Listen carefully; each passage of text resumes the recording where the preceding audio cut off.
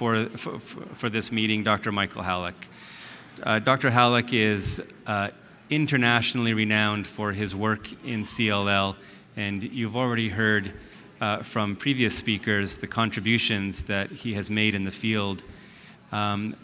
Most notably, the development of the German CLL study group back in the mid-90s. And this is truly one of the most prolific study groups in this field, with a high priority on well-designed, randomized controlled clinical trials that have led to practice-changing treatment options for all of us here. It really is a pleasure to have him at this meeting. He's only going to be around for a short while afterwards, so if you do want to try to nab him after the talk, you'd probably be best be quick. But for him to take the time to come and meet with us and give this talk is really quite an honor. So I'm going to turn the microphone over to him for his talk on the European perspective of CLL.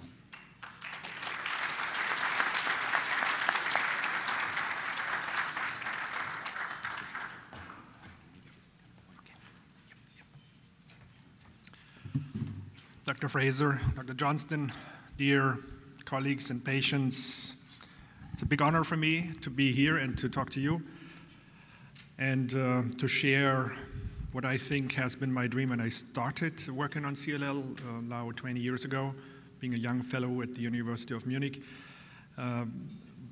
Nobody was actually taking care of CLL at that time because it was only one drug and nothing could be done. And of course, you always have a dream to do something important in life, and I dreamt about making this disease a controllable disease, as nobody has to die of anymore.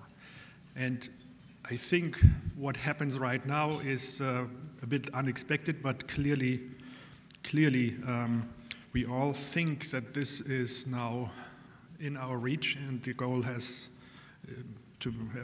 probably can be achieved in the next few years to control most of CLL in most of the cases. And it's a beautiful time, and I wish to actually share this excitement and dynamics with you.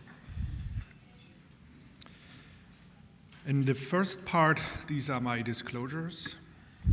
In the first part of my talk, I will give you a little bit of an insight on the biology of CLL, short part, and some of the facts you've already heard about this morning. And in the second part, I will talk about management and the concepts that have come from multiple trials, including the ones from US and Canadian investigators and from our own trials. So the hallmarks of CLL biology can be summarized rather quickly. It's a genetically heterogeneous disease, so there are many causes. That is simplified. In a simplified way, you can actually see that because there are so many different chromosome aberrations in this disease, some with good, some with poor prognosis. And with the novel genomic research, there is more and a great variety of different genetic lesions that can be found rather than one uniform cause. We'll hold this way here. It is probably derived from an early B cell, maybe even a stem cell population. So there is very immature cells that always give rise to novel clones, which is why this disease might be so difficult to treat. And I will try to actually move that a little better, otherwise we get too slow. Another very important feature is a relationship with antigens. So probably the B-cell receptor stimulation is of some importance and recognizes antigens, for instance, pneumococci, which means that many of the patients seem to have a history of infections as well, of long chronic infections, and some of them are very similar. So it is possible that long-lasting chronic infections with antigens that remain present in the body can actually contribute to the cause of CLL. And there is studies in Scandinavia to actually eliminate this cause. And finally, there is a strong stimulus through B-cell receptor signaling, actually by the same mechanism. The antigen stimulates the B-cell receptor, and therefore this receptor is actually continuously stimulated. And I will show you that this might be important, but we may have overestimated this. And finally, the disease, the cancer cell, if you wish, remains addicted, dependent on the host. As we said before, if you take it out of the body, put it into a tissue culture, they die. There's not a single clearly defined cell line, or maybe there's one now, but in contrast to many other cancers where we were able to grow cell lines and made research with them, in CLL we have very, very few, if none, because they are not able to survive out of the body. So they're addicted to the body. And this very strong relationship to the organism is one of the Achilles heels, if you want, of this disease. So if we can interrupt the signaling, we can probably treat the disease quite well. And some of the novel agents are just doing this. So in a very simplified cartoon, you can understand the pathogenesis of CLL, of these cells, as an imbalance between what is life signals or survival signals and death signals of a cell, not of the body, of the cell, of the malignant or leukemic cell. And on the right side, you see in green, the survival signals come from, as I said, the B-cell receptor or from various other receptors, toll-like receptors, adhesion receptors. Many, many of these molecules are on the surface of your cell, and they all feed into similar signaling pathways, ending up to stimulate something which is called here NF-kappa B. So that is a transcription factor, a protein that is stimulating cell survival in very simplified terms. Actually, this cartoon is extremely simplified. And in CLL, those signals are emphasized. So the balance is actually shifted to the survival. For example, some of these molecules actually can be mutated. MyD88, which you see as a protein that comes next to the toll-like receptor, is also sometimes mutated in CLL. So it has a mutation that is activating this pathway. On the other side, in red, you see that cells also have a mechanism, actually a clearly defined mechanism how to die. It's actually essential, because in the immune system, many of the B cells or the T cells, or in general, all the immune cells, when you have an infection, they need to proliferate. And if that immune cell is no longer needed because the infection is over, they need to die. So the body has a mechanism to govern apoptosis or cell death, and this is shown here. It's usually run by many things, and one example is, as soon as you hit a normal cell with a chemotherapy, a cytotoxic agent, DNA is damaged, and a DNA-damaged cell needs to die, otherwise it will cause cancer, because DNA damage is causing genetic lesions. Genetic lesions are dangerous, so these cells need to be eliminated very quickly. And that's a mechanism that usually runs through proteins like ATM, P53, and make sure that P53 is a very important gatekeeper, make sure that the cells can die and die quickly. They are eliminated very quickly upon DNA damage. So sun exposure, another example, is a very heavy damage for DNA sometimes, and too heavily exposed cells die, and that's called apoptosis or programmed cell death. It's the same. So this mechanism is often damaged in CLL, and some patients with CLL have what we call deletion 17p, which is nothing else than a p53 deletion, because p53 gene, the gene is on chromosome 17. And so there's many genes that are needed to activate the programmed cell death that are dimmed down in CLL. And the execution of this pathway is actually via BCL2. BCL2 is the major machinery, or a part of the machinery, that controls apoptotic cell death. So a very simple mechanism. Now, if you run visually through this, and I can't show it with a pointer, but you have to focus on the red part.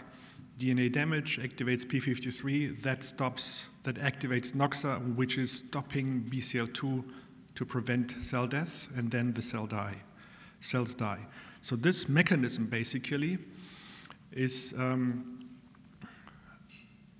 balanced to the survival path versus the programmed cell death is inhibited.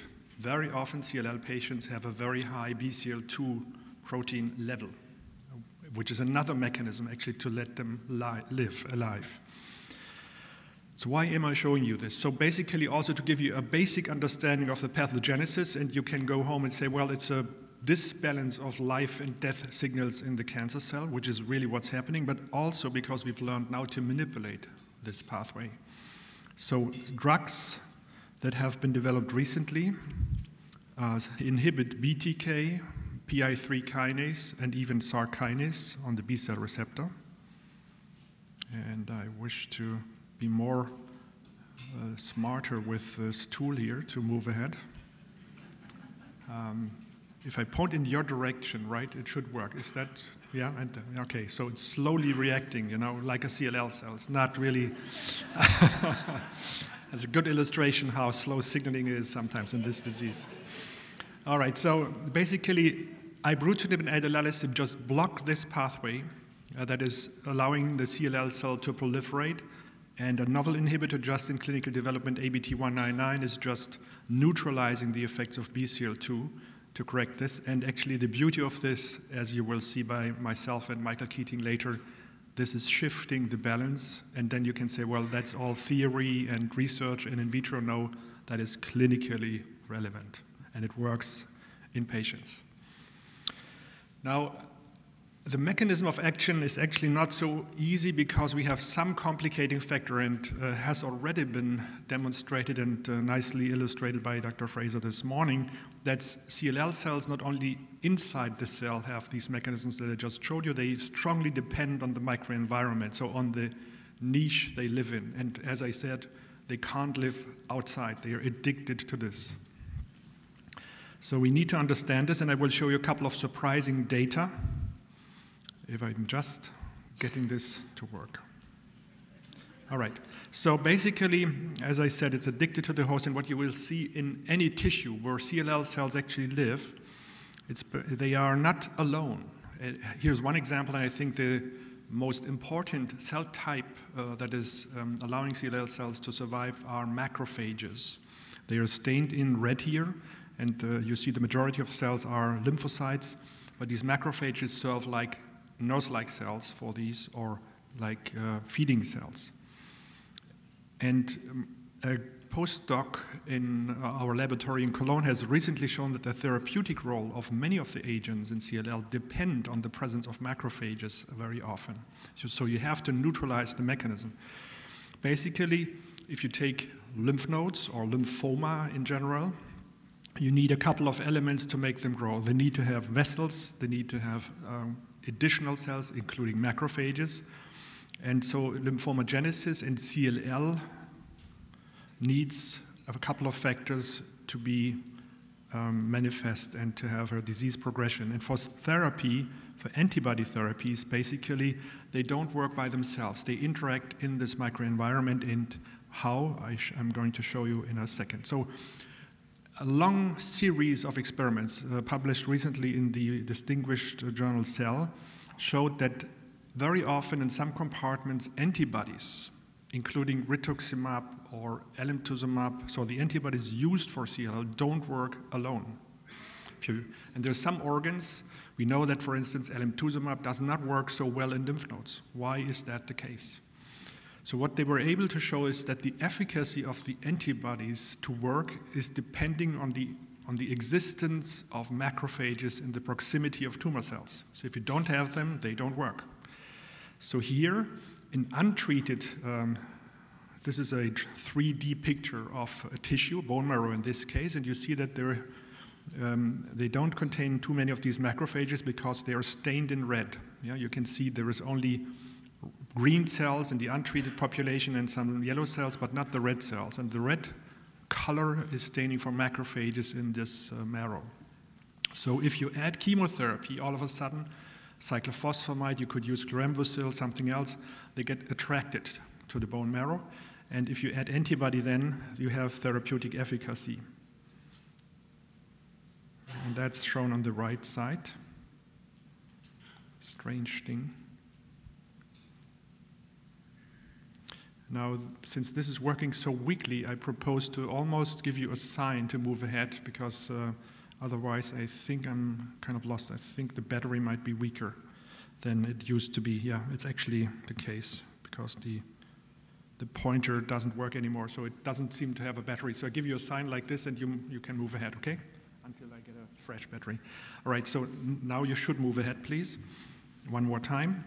And so you see that the therapeutic efficacy of this is basically dependent on the coexistence of a chemotherapy plus antibody, and a long series of experiments I don't have the time to show you, but now you have to click a few times. What you see here is you treat with cyclophosphamide, and then the CLL cells all of a sudden release cytokines after this. This is activating macrophages, and this population that is needed in the proximity all of a sudden is able to stimulate the immune response, and only the coexistence of this is able to then kill the cells when an antibody comes in, because the antibody has one end that binds to the leukemia cell and one end that binds to the innate immune cells like macrophages and NK cells. So these two mechanisms need to be combined.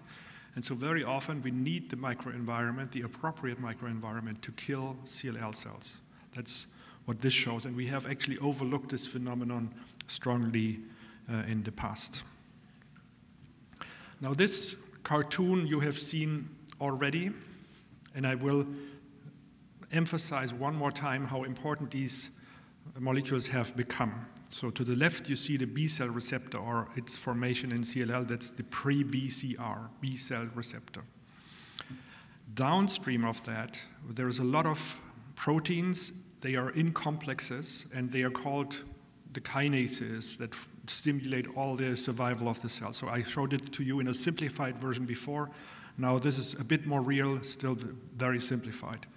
And you see kinases like LIN, which is a Src kinase, or BTK, which is a Bruton tyrosine kinase, the target for ibrutinib, or PI3 kinase, which is the target for idelalisib. And all these kinases work together in order to activate NF-kappa B downstream. So you see the arrows going down, and then this ultimately stimulates survival. The same signals are also fed by the microenvironment, and we've shown that many of the receptors, many different receptors, funnel into the same pathway. So they are very important, and they have led to the development of important treatments for CLL and for lymphoma. Now, what's surprising, though, is that when you stimulate cell lines, and I'm actually trying to show you something very surprising to us, the mechanism of action does not seem so clearly understood as we thought. So they're always sold and marketed as B-cell receptor signaling molecules, and I think this is not so clear.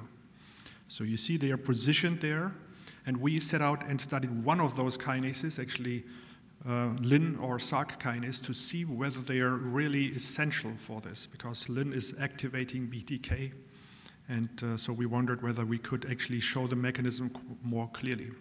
Next one. So this is work of Hien Nguyen, a very talented Vietnamese doctoral student. Now she got her postdoc. And she did animal experiments. There's an animal model for CLL that is allowing us to very nicely study this disease. Like in humans, it has an onset over time. And she asked whether these CLLs will develop in the absence of this kinase. We did the same experiments with BTK. They are not as mature yet. But can you actually have a CLL and not have the kinase? And actually, if you think about logically, there shouldn't be a CLL, because if you don't have the kinase to be activated by the B-cell receptor, they should not grow the cells. If it's an essential molecule, that was the question. Next one. So, as expected, somehow, if you take away this kinase, which is by genetic manipulation of the animals that in the beginning live a total normal life, if you take away the kinase, which is shown here by LIN negative, so they don't have this molecule, it's basically knocked out. The CLL, you see in red, grows a lot slower. This is original blood counts, like in patients, so you see in month by month, They grow, but it's a lot slower. So the kinase is needed for this. Next one. And you look at the organs like liver and spleens to check whether they are growing normally.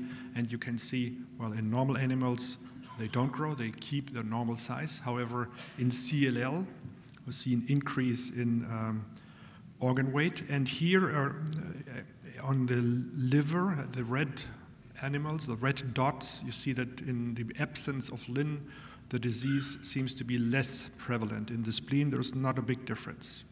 So yes, LIN is needed for this disease, and that sounds logical somehow. So that was actually the confirmation of our hypothesis.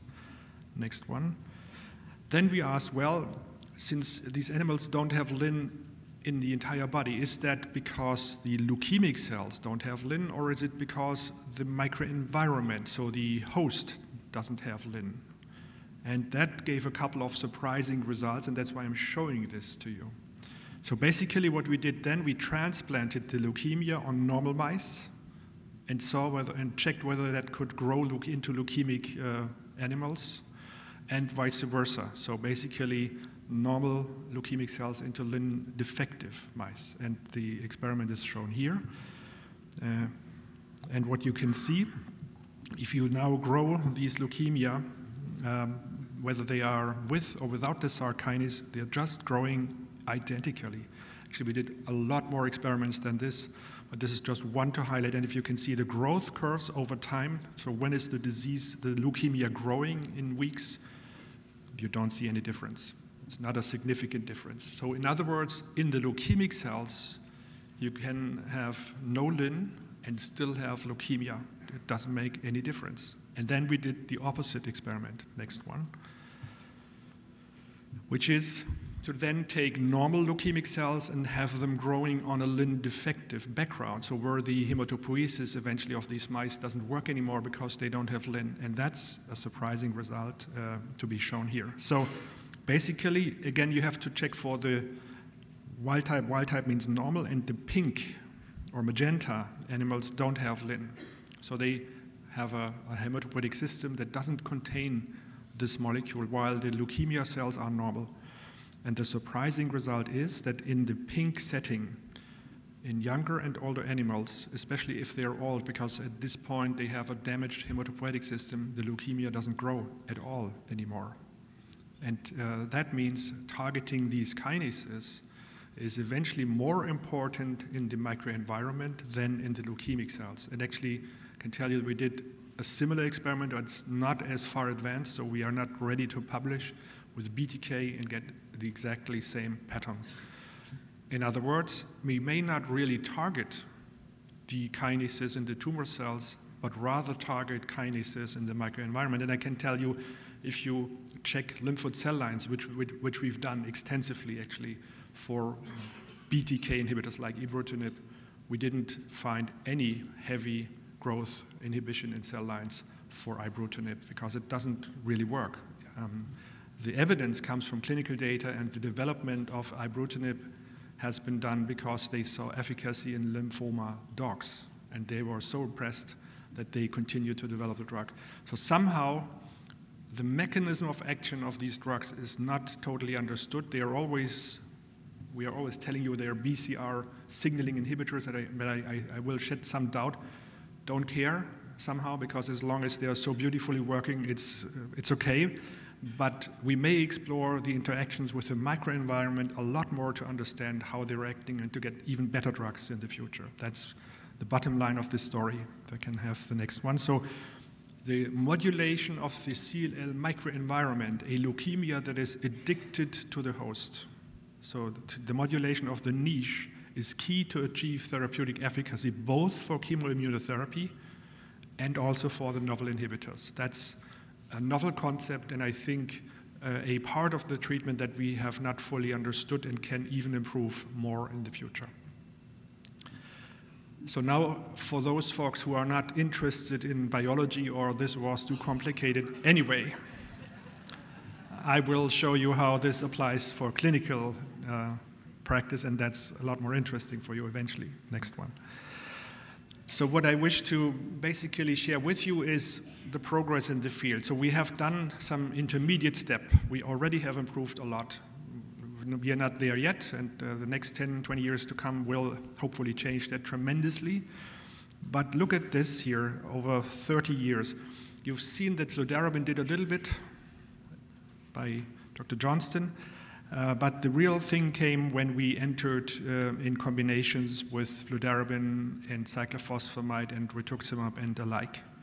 So in 1981, the BNA classification was published, and you see the prognosis on the left side. And the blue curve indicates that if you had an advanced stage, as was shown by Dr. Fraser this morning, prognosis was very poor, around 1 to 3 years in all the different textbooks. The beautiful thing is you can forget about these old textbooks, put them in the waste. They are not containing the correct information anymore. Because now, and this is in our series with more than 2,000 patients just in trials, if you treat them with combinations, you can easily see that BNA stage C is actually identical to BNA stage B, and both have improved. So now the prognosis of these advanced stages, and that's with chemoimmunotherapy only, that's before the addition of the novel agents, which are likely to further improve the prognosis. Now, if you have intermediate or advanced stage, the median survival is longer than 5 years, 6, 7 years, which is a real progress already, and we are really making every effort that this is further improved. The green curve for the initial early stages is a good control, because you see that in the German group, those patients are not treated. Most of them are just watched, and they have a similar, if not identical, prognosis than 30 years ago, basically by just watching the disease initially. We've also developed further scores. This is one that was recently published, just showing you that with modern genetic and biological variables, and they have been presented to you, this one by Dr. Fraser. So that's genetics, the chromosomal analysis by FISH, that is beta-2 microglobulin, that's the age of the patients, the stage. You can define several groups of risk, and there's some patients that are at such a low risk, very low risk, with 0 to 2 points in this classification, that they probably don't need any treatment, because they have a very, very good prognosis, and most of them never require any treatment. That's also an important feature to know. Even if the lymphocytes develop a little bit, they usually are stable over 10, 20 years. And the strong opposite in this purple curve, very high-risk patients, frequently mutated with p53, deletions or dysfunctions need to be treated more aggressively, because their prognosis in the era of chemoimmunotherapy remains poor. But we have become better in predicting which patient belongs to which group if we combine all the novel agents and put them into scores like this. So we are a lot better educated to do this analysis. And one additional element to consider before thinking about any therapeutic decision is how fit is the patient. So we classify in our group the patients according to fitness, and that has been pointed out by Dr. Johnston in his talk, into a go-go. So you can do every treatment that is available. Slow-go, you have to think a little bit, and no-go, you have to probably take care of the other diseases and not treat CLL. So no-go, slow-go, go-go, that's based on the fitness assessment that he's just showed you. And these 3 categories have driven the development in the past. I'm predicting, however, that with the novel agents that are less toxic, we have to rethink the concept, because what was too toxic for in the past may not be so toxic anymore if we have all the novel drugs that cause usually not so many side effects, and then therefore this classification or consideration is changing, if not abandoned. We will see. We'll work on this. So, but I'm coming to the management of fit patients, and I would say here in the room, if I look around, you look all great, and the majority of you must be very fit, actually, I would say. Congratulations. Maybe I'm misled, but that's my impression at least. So basically, next one, the physically fit patients. And the treatment that we consider standard is a combination of a chemotherapy. We think FC is a little better than FR with rituximab. And the study that has shown this, and this concept was pioneered at the MD Anderson by Michael Keating, who's here. And we did the confirmatory randomized phase 3 trial, shows that for the very first time, you change the overall survival. And I think this is important for you because it's inducing a different concept. In the past, before this trial was done, we could say, well, it doesn't really matter what you do in the first place. You can do one treatment, and then as soon as that doesn't work, you increase the toxicity, you increase the efficacy. You maybe start with an antibody, then you take FC that does not work, then you can always do FCR or something else. Well, this trial would say something different, and that's why I think it's so important. If you do a very efficacious treatment in the first place, in the right patient, of course, the fit patient only, then survival is changing, which means you have to do the first thing right. That's the message. That's the important message of this trial. It is not basically a totally irrelevant factor how you start. It's, I think, a very important factor. We have some patients, and actually I know that some patients are even at the meeting here, that have been treated with FCR and for 10, 11, 12 years haven't seen any other treatment anymore. Which are those patients? Next one. Next one. So if we look closely into this trial on more than 800 patients and analyze what are the patients that benefit a lot from chemoimmunotherapy and have a long survival, you can easily distinguish, even if you are totally inexperienced in reading these Kaplan-Meier plots, that this is clearly separating at least 3 different groups. Let's start with the worst one, that's 17p, the black one. So in this group of patients, chemoimmunotherapy does not change anything. Basically a little bit, but it's not improving on this dismal prognosis. So in this population, we have to do something else, and we will come back to this. Then on the opposite, the pink, the green, the red curves contain 2 things. A mutation of immunoglobulin. All of them have this mutation, so they are mutated. This is an analysis on the mutated patients. The unmutated behave differently. Plus, either a trisomy 12 or deletion 13q or a deletion 11q that was formerly considered to be of poor prognosis, but in this trial it's no longer of poor prognosis. If you have a combination of mutated IGVH plus one of the 3 genetic aberrations. And then they stick almost to the 100% line, so they are above 90%. They are surprisingly good, meaning that in this group of patients, FCR is probably achieving very long-lasting remissions and is a good thing to do in the fit patients. In the middle, the blue one, the light blue one, is all the patients that don't have any of the known aberrations, so they are actually falling out of any category as determined by FISH analysis. So this is actually, I would say, the state of the art. You look at the genetic aberrations, you choose this therapy, and you know that some patients will do very well, and they are characterized by these genetic factors shown by this trial. These data are unpublished, but they are going to come out fairly soon. The paper is now ready.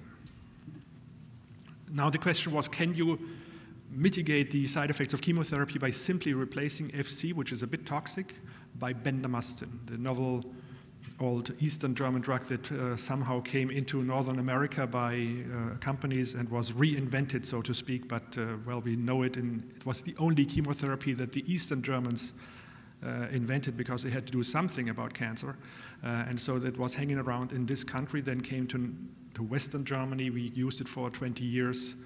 It was okay, and all of a sudden it was reinvented in the US, and it was great.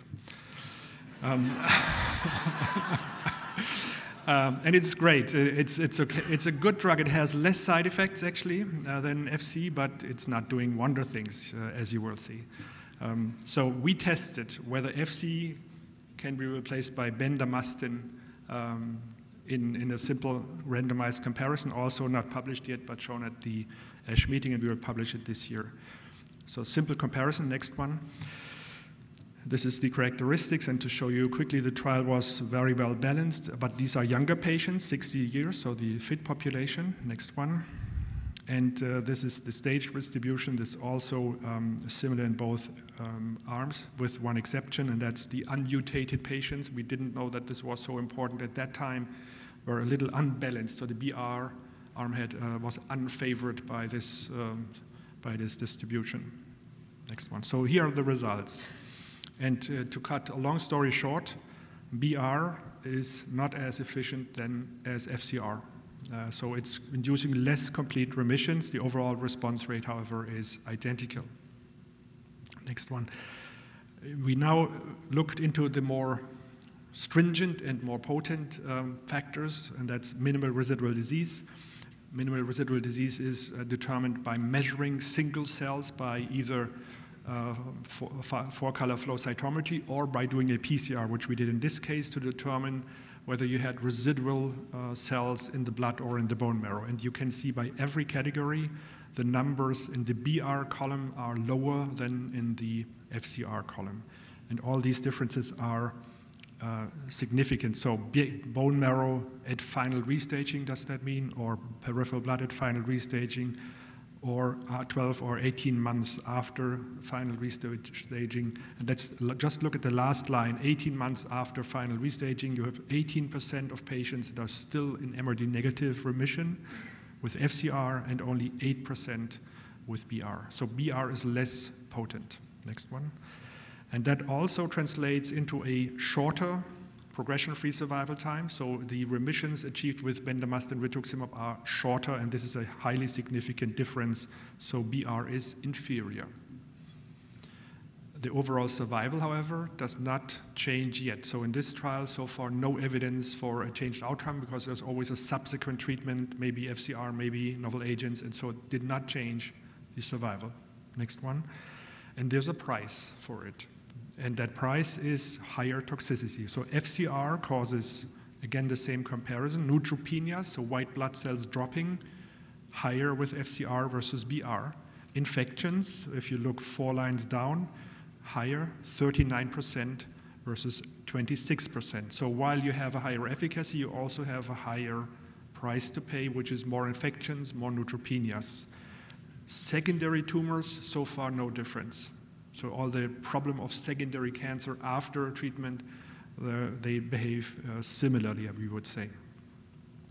And this means, for now, we have a situation where we counsel in Germany, at least, to use FCR for the patients that are, I think there's a next slide for illustrating this, for the one back here.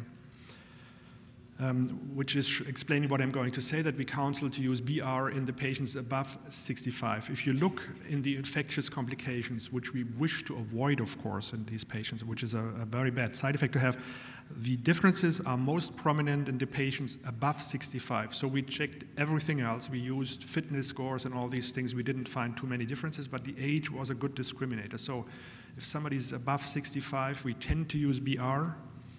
If somebody is younger and fit, we tend to use FCR. That's what we currently do in our trials and also recommend in our practice. Because the infections in the patients above 65, last line again, are 47%, as you can see, as compared to 26% in the BR arm. So a clear difference, and that's why we think BR may keep a certain value for those patients. I think that's where we stand right now with chemoimmunotherapy. Next one. Unfit patients. Just a question, how are we doing time-wise?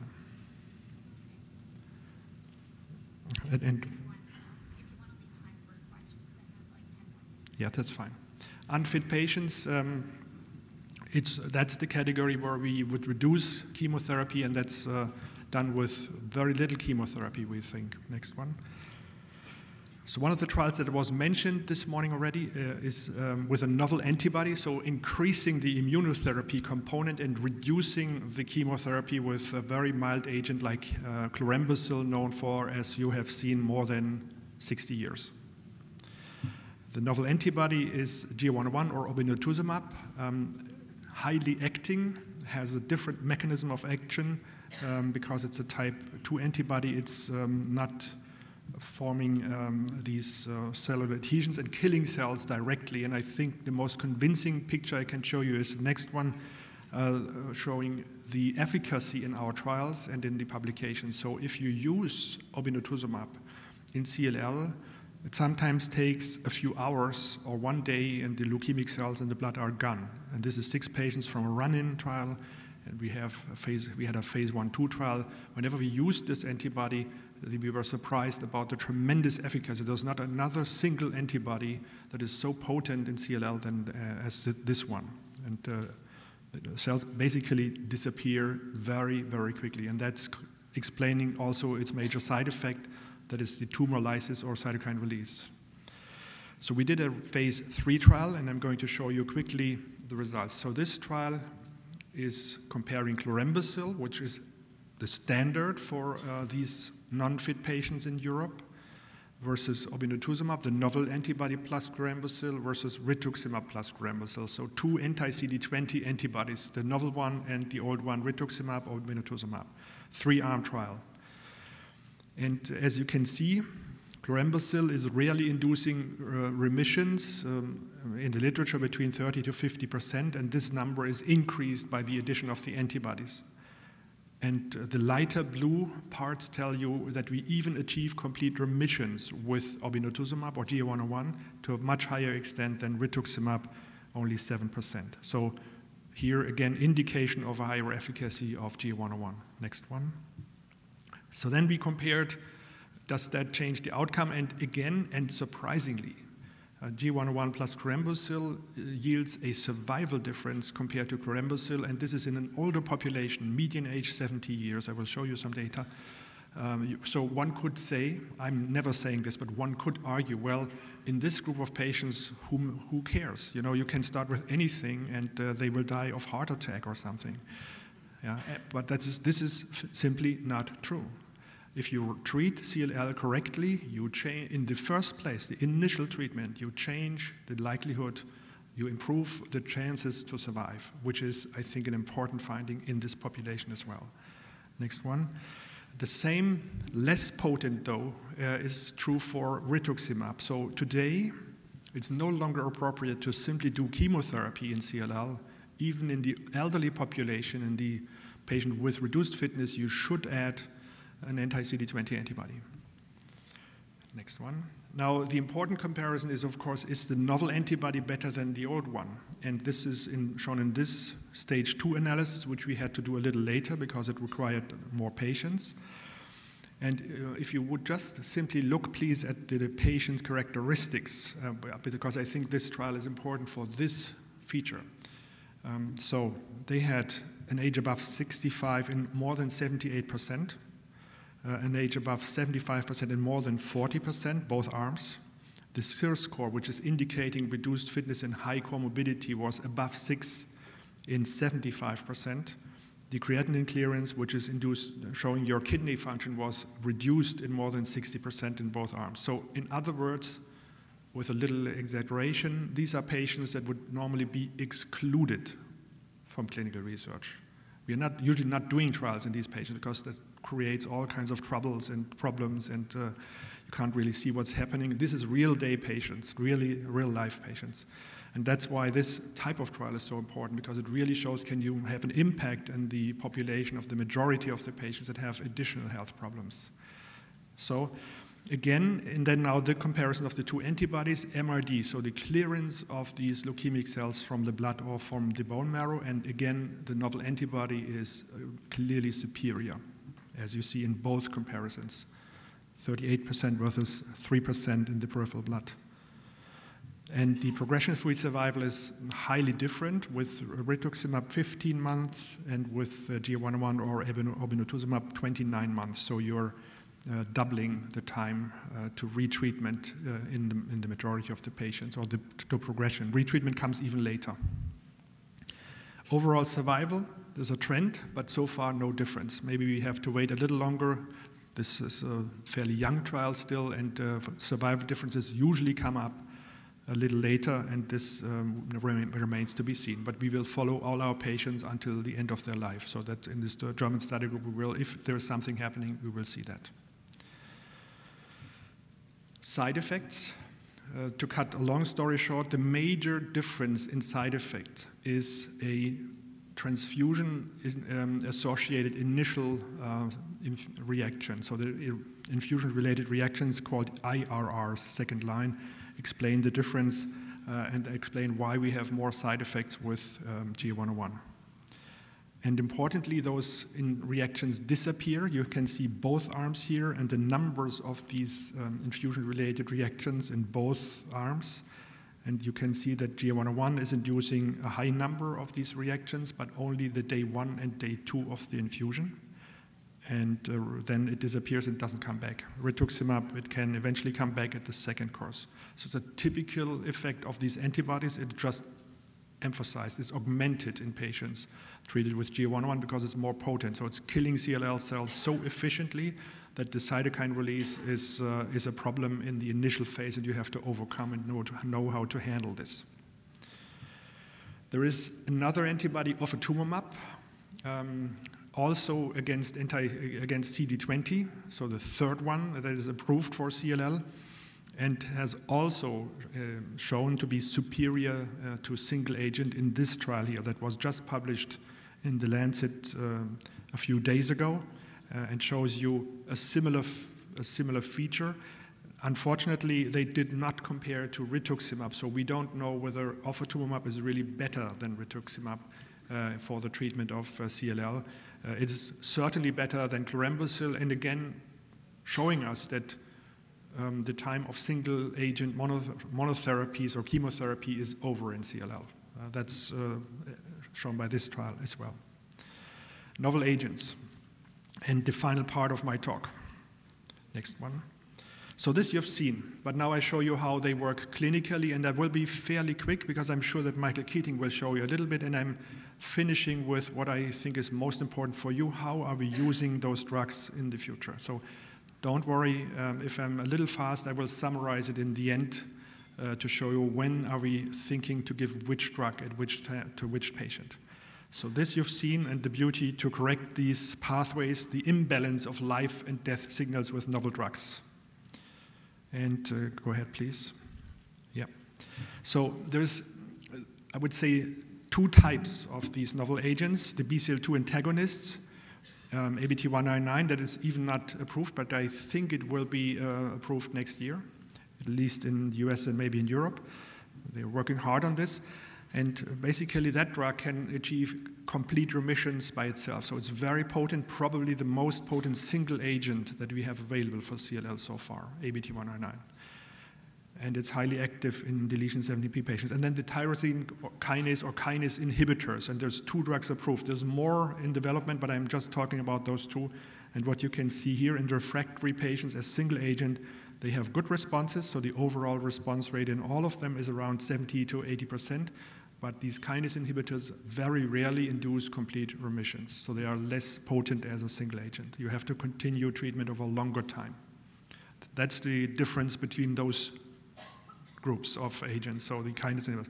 So ibrutinib, led by this landmark trial by John Bird, targeting ibrutinib in relapse. No, this one here, what you have to know is when you get this drug, the response comes slowly and you have to be patient, which is what you are anyway, but even more patient, you know. Even more patient, because sometimes it really takes months until you see the blood counts improving. That's why I'm showing this. And you have this transient lymphocytosis in the beginning, which is another problem, but usually the patients feel well and the side effects are minimal. Next one.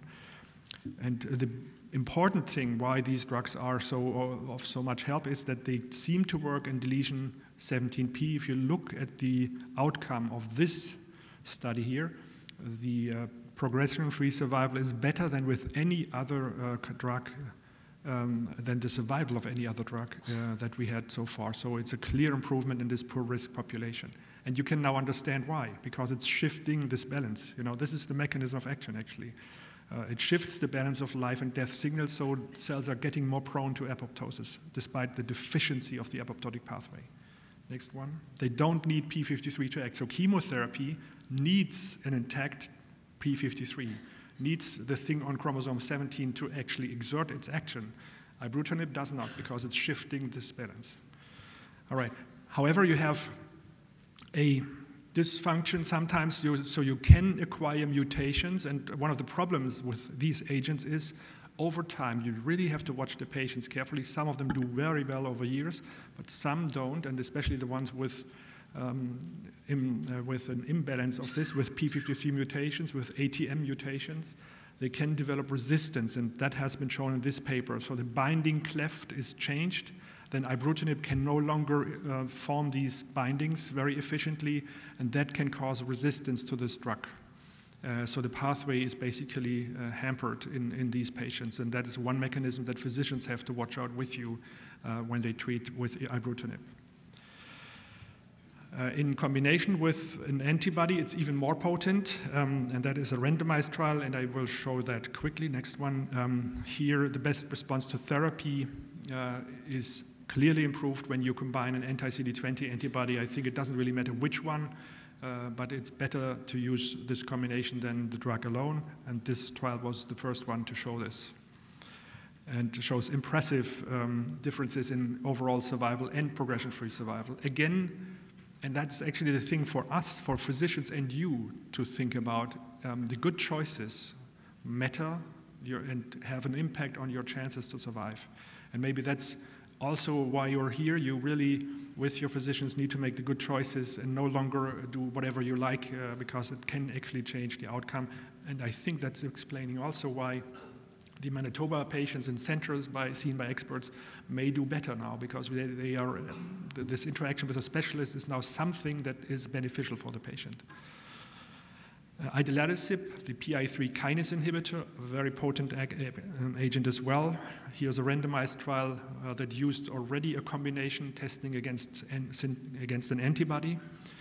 And next one, this was the trial design. So idelalisib with rituximab against rituximab plus placebo, and again, huge differences in progression-free survival and overall survival. So these agents, the kinase inhibitors, are beneficial when tested in these trials.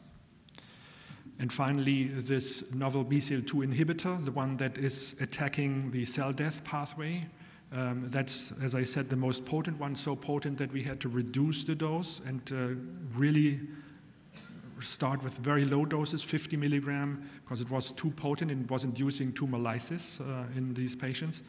But if you do this, you see this is responses. We call this waterfall plots. Here, it's a good thing actually to see at the Niagara Falls that this is a really steep decline here, basically fitting well to the site where we are speaking, that most patients respond. So from 0 response to 100, and most of them respond, and you have to be reminded, this is all pre-treated patients, all heavily pre-treated, some of them with deletion 17p, and all of them ABT-109 works.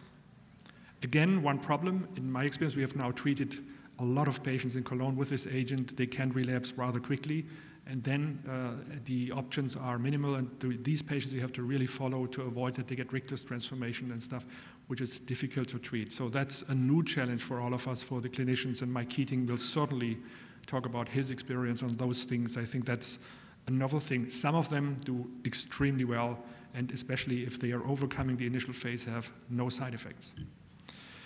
Translation into clinical practice. So now, I would say if you have not understood anything, or it was a bit too fast in the last part, I will show you a few slides where you can see how we actually recommend treatment for which patient group in our study group and in Germany. First line treatment 2015. So basically we still look at the stage. Maybe in a few months we don't, but right now we still do. Then we look at the fitness with this go-go, slow-go categories. In the initial stage, we don't treat, so fitness is irrelevant. We watch and wait, and a third of our patients, if not more, are in this group.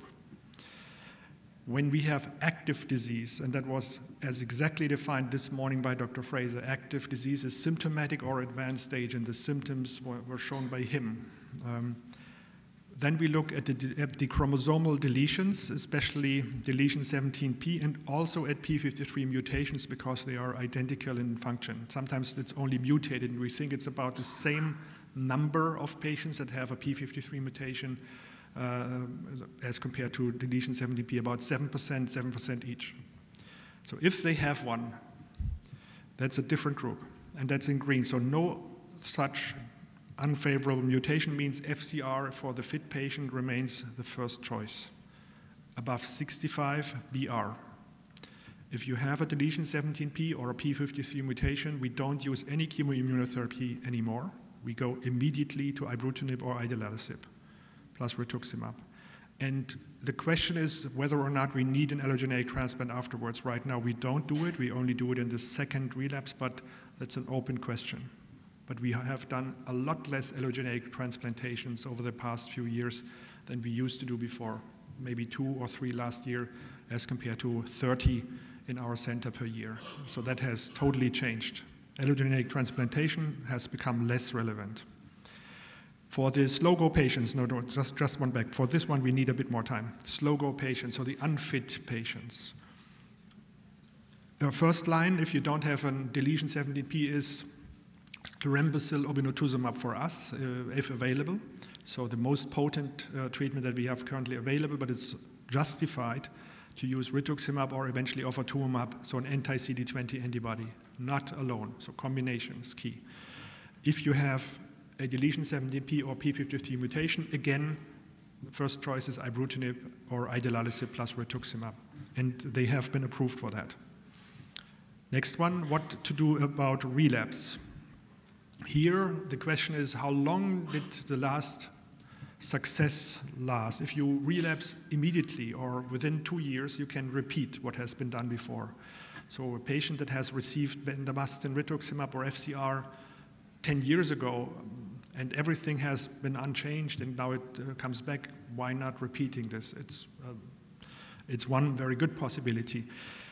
If, however, the disease comes back quickly, it's a high-risk situation, then we switch, and in the relapse setting, we switch to ibrutinib, eventually idelalisib, and then the question, the fit patients, is whether or not we go for a transplant or not. That's an open question.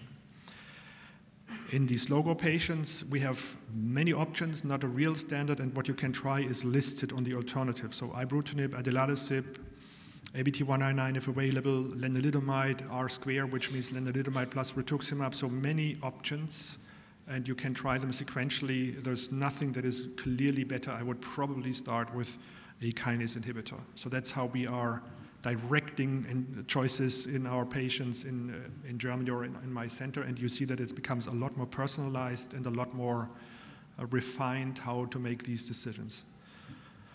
Now the future is this, because what we want is to use all these agents in a short time to save money, to avoid that you have to be treated forever, and to basically combine the best agents to achieve a control over this disease. And this is currently done in a series of trials that we call sequential triple T, so tailored, targeted, and total eradication, and where we use a debulking step sometimes, then combinations of kinase inhibitors plus antibody to induce, which is, for instance, ABT199 plus G101, or what we've done. So it's a tailored part in it.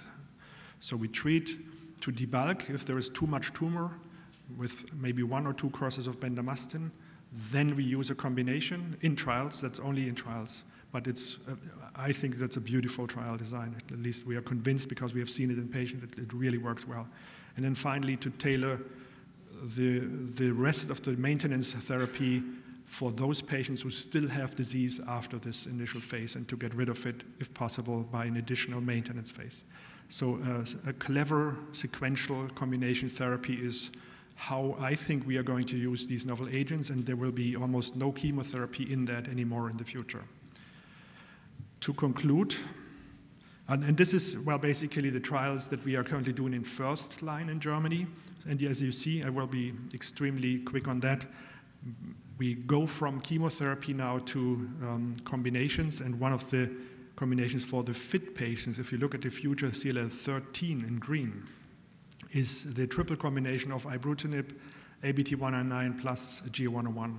So using the best agents in one thing immediately to really get rid of the disease and have as many patients as possible MRD negative to get long-lasting remissions, because we know from our previous trials that if we achieve this, the prognosis usually is a lot better. MRD negativity is a good thing in clinical trials to have. So that's why we are aiming for this. And in the SLOGO patients, again, we use ABT199 plus G101. So what you see here is our attempt to really get more efficient now with these agents and not use any chemotherapy anymore if possible. That's the future. And now the last slide.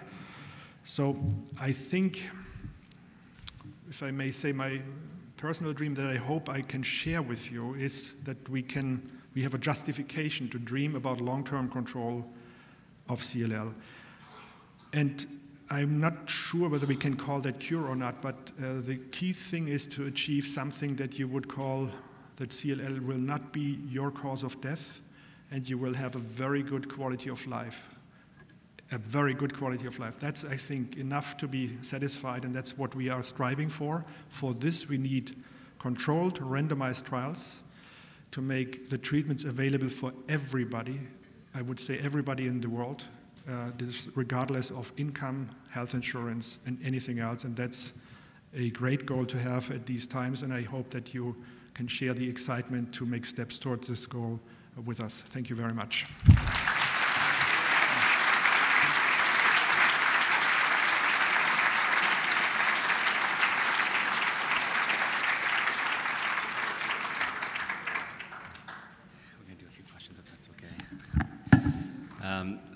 I'm sure you would agree with me. That was just a wonderful talk, and I'm sorry I pigeonholed you as a trialist. The first half of your talk was equally exciting. All of the translational work and basic lab work that your group is doing, and the enthusiasm that you have is, I think, probably shared by everybody here.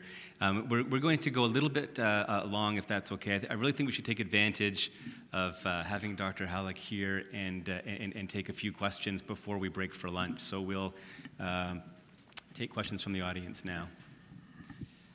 Thanks so much. Someone down in the front.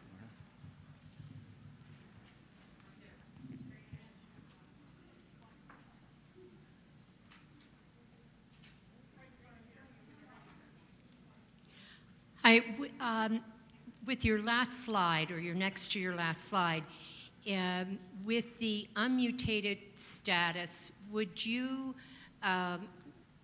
lean towards one novel therapy versus another, ibrutinib versus idealistic versus one of the other new drugs?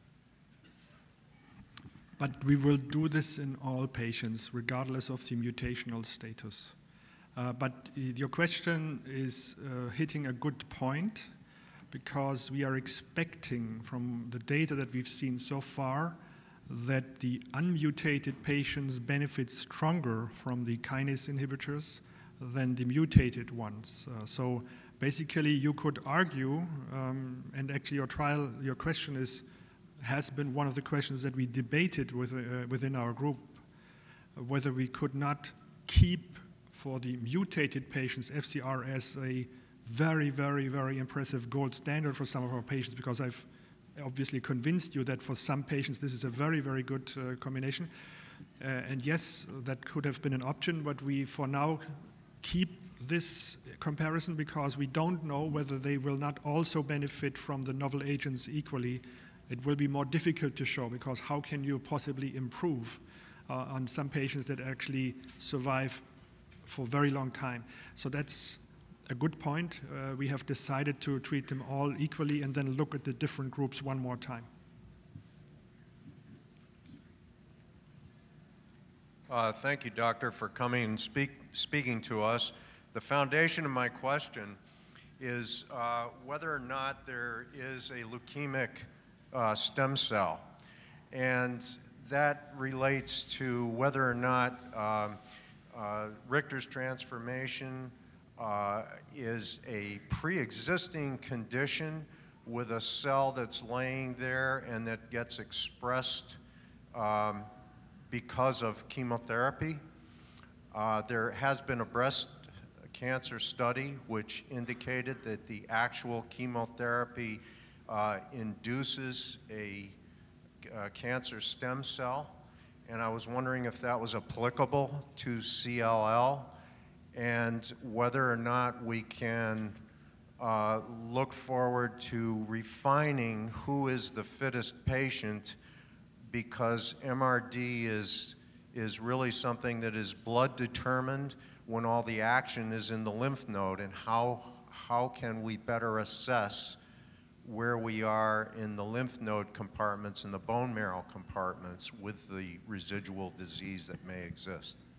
So two very, very good questions, and I will take them apart in the first and second element. So the stem cell, there has been a Japanese group, and there is a subsequent paper in Cancer Discovery in the last year that make the point that there is a very early stem cell-like population that defines one of the original clones. And yes, it could well be that the stem cell population is either not targeted by those agents, because those stem cells tend to be quiescent and then, get out of their sleep like the terrorists, if you wish, like a hidden space, they all of a sudden come out.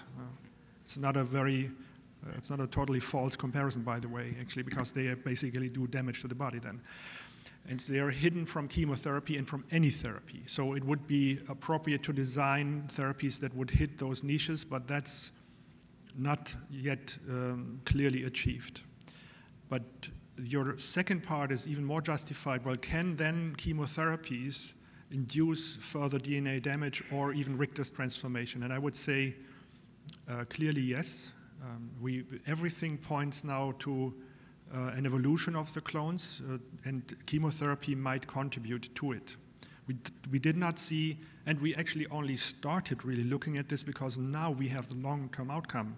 In the past, when we needed to use chlorambucil, life lasted only 1 or 2 years, and then you didn't see much because it was over anyway. And now we see these long-term survivors of these chemotherapies, and some don't have Richter's transformation, so there is genetic aberrations in these leukemic cells. Notch1 is one, SF3B1 eventually the second. If you have those, your risk of getting a Richter's transformation seems to be highly increased, and we will study that in the future. And one of the goals of these trials will be, together with Kathy Wu from the Dana-Farber, we do studies to really sequentially follow those clones, and as soon as you see something coming up, hit them. So my strategy to translate this in today's practice would be, I will not, as soon as I have achieved an MRD status, I will probably follow those patients if they are getting, and then treat again when the clone comes up and do genetic tests on those.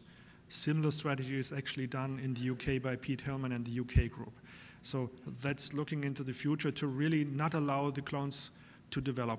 And finally, a general remark, while these novel kinase inhibitors do extremely well and control the disease, I keep being worried about those residual CLL cells floating around in a patient. I mean, some of them have a complete remission because they have a risk of acquiring additional mutations. And therefore, our concept is to do these combinations, to really, really try to use those to eradicate the malignant cell. That is our big bag BCG concept, or the TTT concept, if you wish, just for exactly this reason, to avoid clonal evolution. Whether this is going to hit the niche of the stem cell, I don't know, and I don't believe, not yet. So you need additional molecules. CD44 antibodies might be good for that, because the cells that define this niche have sometimes CD44. That could be a potential strategy. But that will be the next step if needed. Maybe we are already as good as we need to be with the combinations now. Did I forget any aspect of your question? I don't think so.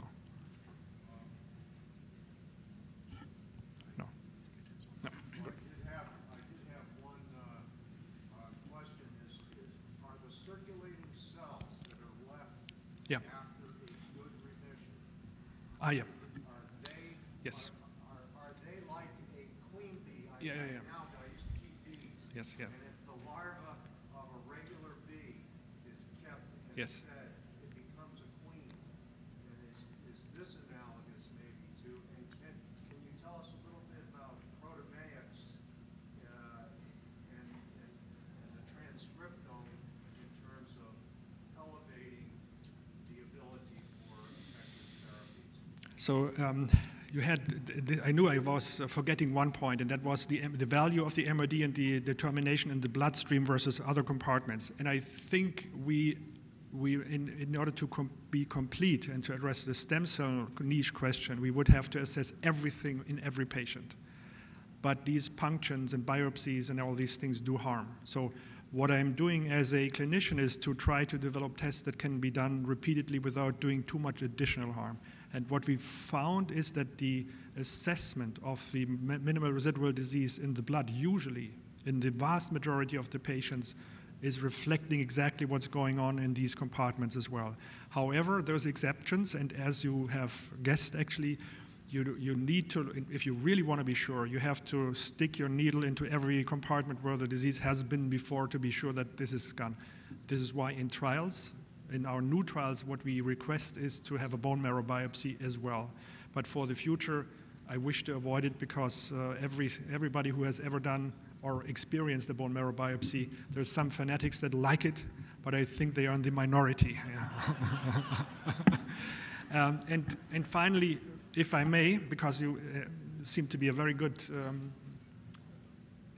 educated in biology, the epigenetics, so the changes in the transcriptome are underexplored. We know that in CLL there are some, but we have not really explored whether they are decisive, whether they have a very, very important role. We know that one molecule actually was Christoph Plass at the Ohio State when he was here in Columbus, discovered that one of the molecules that is very, very important to govern the epigenetic makeup of a CLL cell also has a prognostic impact, but we have not yet explored and exploited this knowledge into therapeutic concept.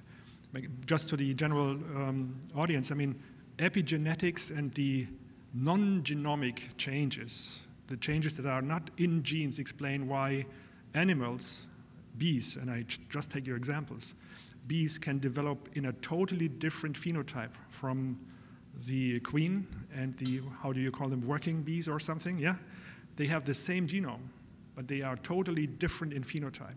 And it's those phenomena that also can cause cancer sometimes, but we have not fully understood the mechanism how they do this, at least not for CLL. Maybe they explain why some of the cells are so big and others are so small, so you would call them then the queens and the working CLL cells or so.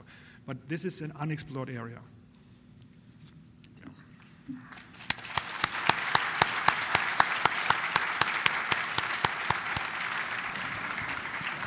So that's a great way to end the morning session. We're going to go for break for lunch, and we're going to try to meet back at 1:15 so we can get back on schedule. It was well worth getting behind. I hope you all agree. So enjoy lunch, and we'll see you back at 1:15.